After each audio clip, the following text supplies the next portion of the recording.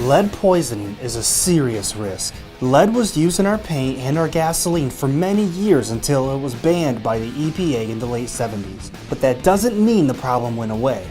Today, millions of homes across the country still contain lead paint that could potentially poison a child. In August of 2016, the city of Toledo passed an ordinance that requires all rental properties of 4 units or less and in-home family daycares built prior to 1978 to have an inspection.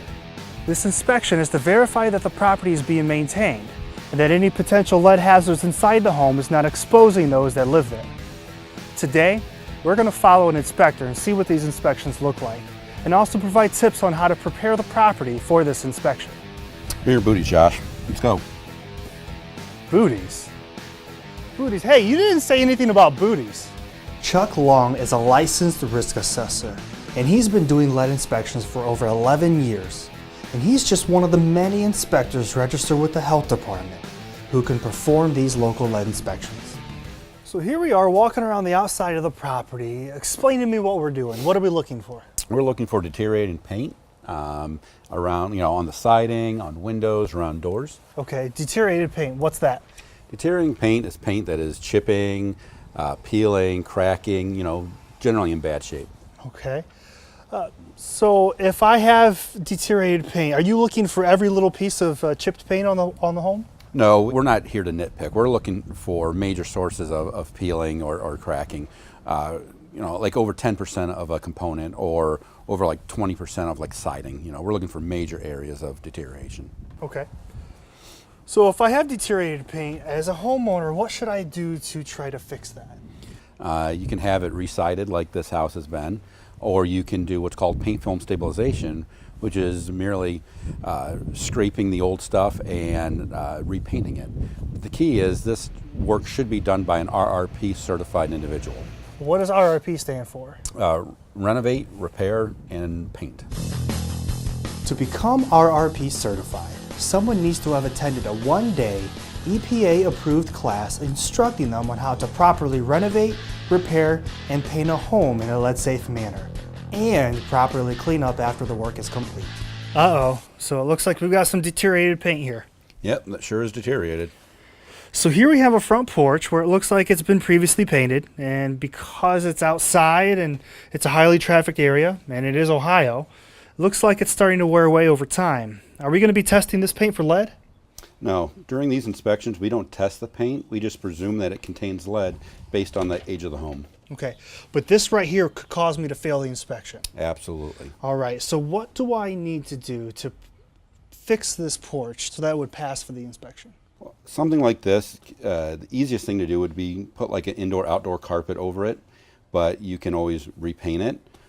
In extreme cases, you can actually strip the paint off of it and just go back to bare wood.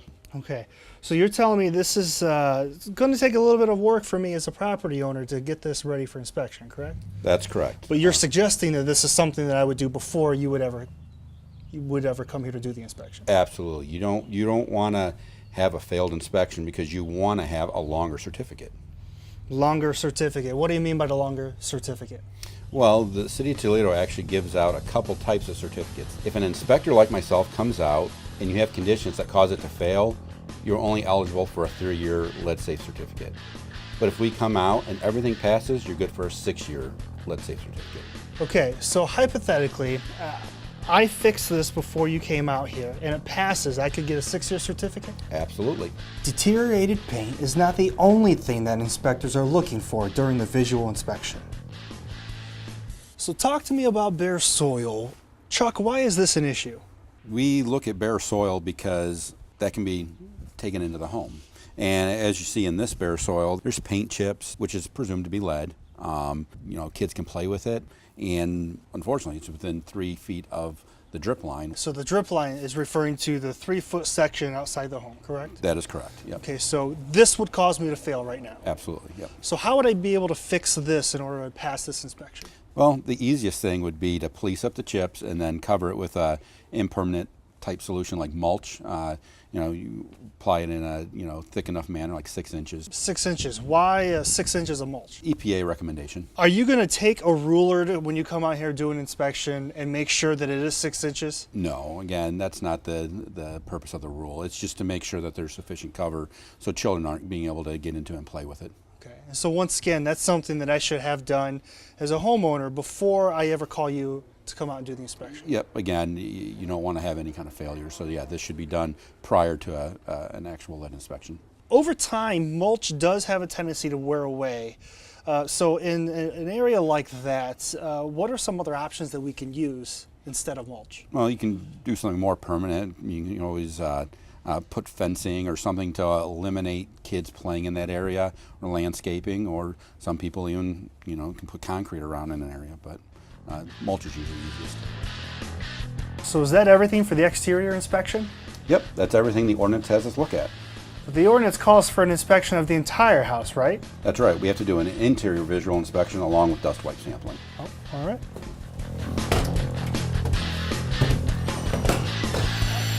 So now the booties. That's right. You just cleaned, so you don't want me to fail the house because I brought the leaded dust in. So here we are inside the home, and we're going to conduct the interior visual inspection. What is it that you're looking for? Well, I'm looking at painted surfaces. I'm looking at walls, I'm looking at baseboards, I'm looking at windows, shelving, anything that could be painted. But specifically, I'm looking at the condition of the paint, seeing if it's peeling, deteriorating, chipping, or if it's a friction surface where the paint could be rubbed off. One of the other things I look for in an inspection is dust. And I'm looking for excessive dust on the main areas that I'll be sampling. I'm looking at floors and window sills and window troughs. So here we have a window. The window sill looks pretty clean, but the window trough's a different story. Would this pass a visual inspection? Unfortunately not. The City of Toledo ordinance doesn't allow visible dust to be present on the components that we're going to be testing. So I better start cleaning? Yep, and the floors too. So talk to me about the floors. How should I be cleaning these? Same way that you would clean the windows. Use a general purpose cleaner and mop the floors. You may have best results by making sure that you use a fresher mop head and empty your bucket regularly. What if I have carpet instead of hardwood floors? Best thing then is to use a HEPA filtered vacuum to clean the floors. HEPA. What does HEPA mean? HEPA stands for High Efficiency Particulate Air Filter. Basically, it's a vacuum that has a highly efficient filter that can collect and keep dust that it may pull up. Can I use any old vacuum? You could, but I wouldn't recommend it. You'll increase your chances of passing if you actually use a HEPA filtered vacuum. So dust wipes. Let's talk about that. Why do we need the dust wipes? Well, dust wipes show a direct correlation between a child's blood lead level and the amount of lead in the dust in a home. Where are we taking these dust wipes? Well, we take them on the floors, we take them on the window sills, and on the window troughs, and that is because that's where dust is going to be settling after renovation work or painting work. Okay, so even if there's no children in the home, if renovation work was done, painting, repair, anything of that nature, the dust wipes double check to make sure that everything's been cleaned up in a lead safe manner, correct? That is correct. Even though there might not be children in the home right now, we don't know what's going to be in the future. Okay. And so we always make sure that we leave it in a lead safe manner.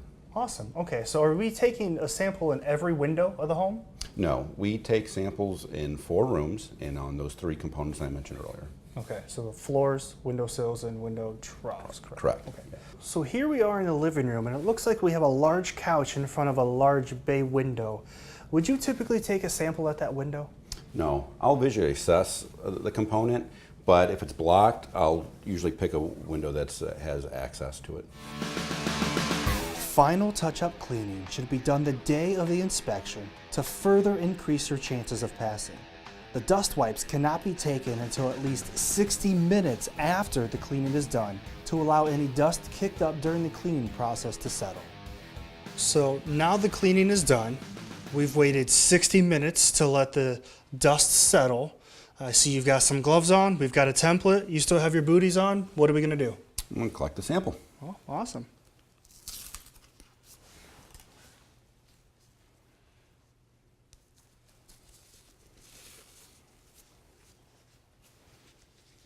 So you're folding it there. Mm-hmm. And go one way, and then you go the other way. And I'm making a continuous motion, so I'm not shoving the dust around. I'm picking it up in one motion. Then I fold up the sample. That's it? Yep, that's it. Put it in our tube. Label the tube. And now where does that tube go? Then this tube gets sent off to a certified lab where they analyze it for the amount of lead present. Okay. And if that sample comes back as it fails, what do we need to do? You have to re-clean the area that failed, and then it has to be resampled. So that's why it's important for me to clean as best as I can the first time, so that way I can have a better chance of passing the inspection, passing the sample, and then you wouldn't have to worry about coming back out here, correct? That's right. I mean, because you have to pay for another inspection, and then you get put on the 3-year cycle instead of the 6-year, and you want to have a 6-year certificate. So that's what the inspection looks like? Yep, pretty much. Anything else? Well, once the results come in, we'll fill out the paperwork, return it to the property owner, and then they will file that with their $45 fee to the health department and get their appropriate lead safe certificate. So in summing everything up, everything we did here today, the deteriorated paint, the cleaning, and then the bare soil, these are all things that are general maintenance activities to prepare the property. Is that correct? That's right. Awesome. Chuck, thanks. Appreciate your time today. No problem. Have a good day. If you have any further questions regarding the process, you can reach out to any of the registered inspectors. A regularly updated list of inspectors, along with many other resources, can be found at lucascountyhealth.com.